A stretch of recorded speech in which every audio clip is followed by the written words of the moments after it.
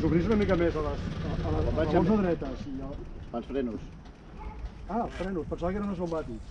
No. Els frenos. És que a més els frenos has posat uns d'aquests, com es diuen? D'aquests així... Hidràulics.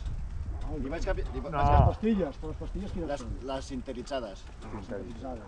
I tens més toc, no? No.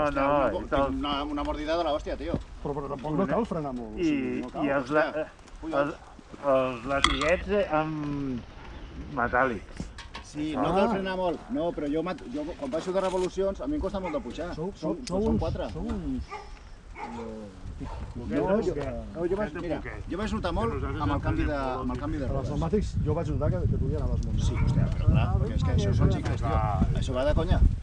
I llavors no tens por a... I per mi el pneumàtic és tombar. mitja moto, tio. I ara fa dues o tres sortides que li vaig canviar els frenos